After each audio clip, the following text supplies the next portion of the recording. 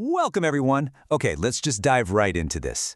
Today, we are exploring the absolutely fascinating world of social media open source intelligence, or as it's commonly called in the field, SOCMINT. Now, if you've ever wondered exactly how digital detectives track information across the internet, you are in the perfect place. But here's the thing we really need to understand right off the bat. Effectively navigating different social media platforms, it isn't just about endlessly scrolling through feeds. Not at all. It requires a highly specific, disciplined methodology. Every single network out there exposes entirely different identifiers, search capabilities, and metadata. So in this explainer, we're going to break down exactly how the professionals do this and how they transform a chaotic, raw digital footprint into clear, actionable intelligence. Here is a quick look at our roadmap. We'll hit the OSINT lifecycle, look at platform terrains, jump into cross-platform tools, and finally wrap up with corroboration. All right, Section 1, the OSINT lifecycle. Because long before we ever touch a keyboard, we need a plan.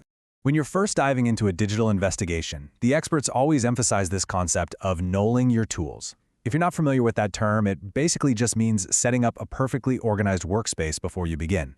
Professionals don't just use their personal browsers for this stuff. They use a fresh virtual machine, or at the very least, dedicated utility accounts specifically to keep their investigations clean, unbiased, and secure. You also have to undergo triage. You need to literally verbally clarify your target. Ask yourself, are we looking for a physical location, a real identity, or maybe assessing a specific threat? Because without this strict triage phase at the beginning, you will absolutely get lost in the noise of the internet. From that initial setup, investigators follow a very strict intelligence lifecycle. First comes planning, which is what we just talked about. Then comes collection, where you're out there gathering data from diverse public sources like search engines and social platforms. Next is processing. This is where you organize that giant pile of raw data. Then comes analysis. That's the fun part, where you actually connect the dots. And finally, dissemination, where you package all of your findings into a comprehensive, readable report.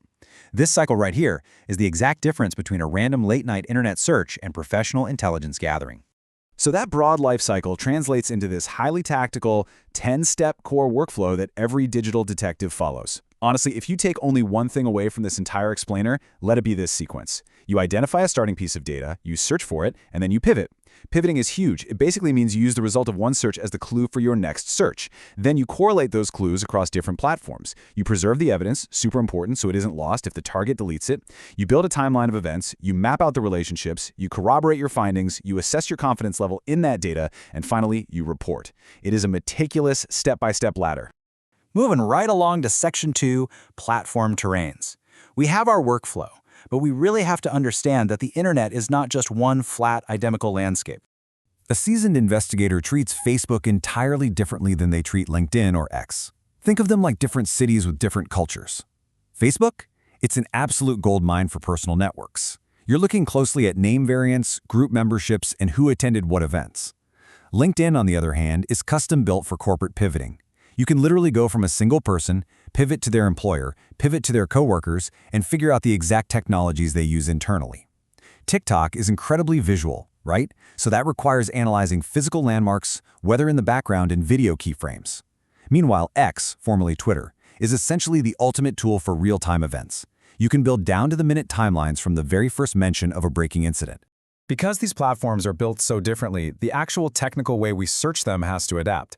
Facebook, for instance, is notorious for hiding things, so it often requires manipulating the actual URL right up in your browser's address bar to force the site to show you specific search results. X, however, is a totally different beast. It thrives on advanced Boolean search operators, meaning you can type specific, coded commands straight into the search bar to filter out all the junk and get exactly what you want. Look at this example here. On X, investigators use specific search operators. These are often called dorks in the community. By typing something like site.twitter.com in-text malware into the search engine, they surgically extract intelligence. Think about it. Instead of just typing the word malware and getting millions of completely useless results, this string forces the engine to only show indexed posts from X that contain that exact text. It's all about surgical precision. Now, for visual-heavy platforms like Instagram, TikTok, Snapchat, and YouTube, our methodology has to shift again. Here, we aren't just reading text, we are actively analyzing visual clues. A good investigator will look at reflections in a window, street signage, and even cloud patterns to verify a location. We use reverse image analysis constantly to see if a photo was just stolen from somewhere else on the web. Over on YouTube, we extract full video transcripts so we can hit Control F and search for spoken keywords.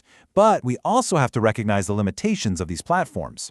Especially on places like Snapchat, the content is ephemeral, it disappears, which means your rapid evidence preservation skills are absolutely critical here. Then we get into the community and messaging platforms, places like Reddit, Discord, Telegram, Mastodon, and WhatsApp. Here you're tracking recurring topics across niche subreddits, or public Telegram channels, or those decentralized Fediverse instances. But, and listen very closely here because this is vital, when you're investigating platforms like Discord, Signal, or WhatsApp, a professional digital detective strictly adheres to public data.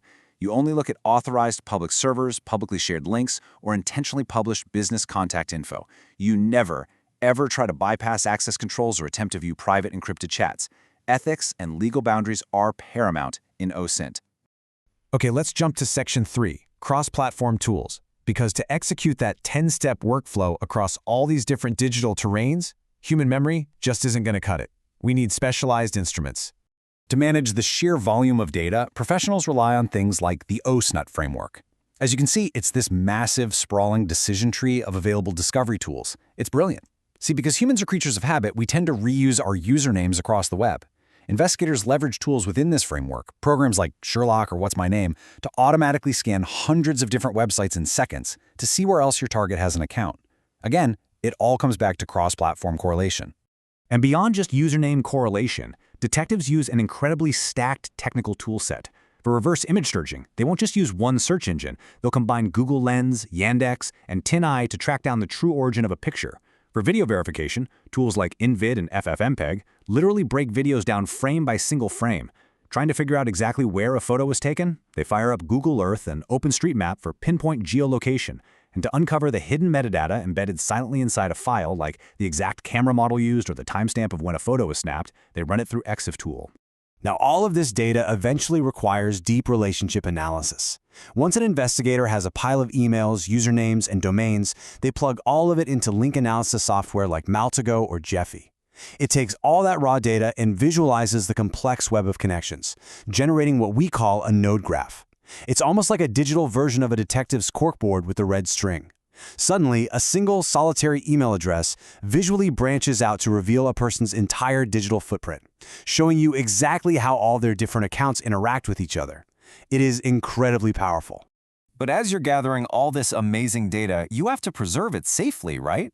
Investigators use Kanban boards, think tools like Trello or Obsidian, to organize their artifacts into columns like Under Investigation, Good Artifact, or Red Flag. They also use dedicated capture tools like Hunchly, which runs in the background and automatically records every single web page they visit. And of course, there are archives like the Wayback Machine to save content just in case a target realizes they're being looked at and tries to delete everything. In this field, meticulous documentation is just as important as the discovery itself. Which finally brings us to Section 4, corroboration. I'd argue this is perhaps the most critical lesson of our entire explainer. It is all about distinguishing between a simple digital clue and actual, undeniable proof. The absolute most crucial distinction in OSINT is recognizing a lead versus actual proof. Listen, just because two people are listed as friends on Facebook does not mean they have a real-world relationship. It is merely a lead. A username match on two entirely different sites? Just a lead. A geotag on an Instagram post? Definitely just a lead. People can and do easily fake their locations. These isolated pieces of data only become proof when they are subjected to strict, rigorous, cross-platform corroboration. To elevate a flimsy lead into solid proof, professionals follow strict reporting standards. You must actively cross-examine content across multiple platforms. You have to verify the authenticity of videos and validate geolocation data using secondary sources like satellite imagery. And crucially, a good investigator always identifies their intelligence gaps. That basically means clearly stating what you don't know. You assess a confidence level for your findings. Is this high confidence or low confidence? You never just state a gut assumption as a fact. Which leaves us with this final thought to consider. We've walked through the digital detective's highly rigorous methodology, all the way from the initial plan to the final report, but let's turn that lens on yourself for a second. If an OSINT investigator used this exact 10-step workflow on your public digital footprint today, what would they find? And perhaps more importantly, what wild assumptions would they have to carefully corroborate to uncover the real you? Think about it. Thanks so much for joining me on this explainer, and keep staying curious out there.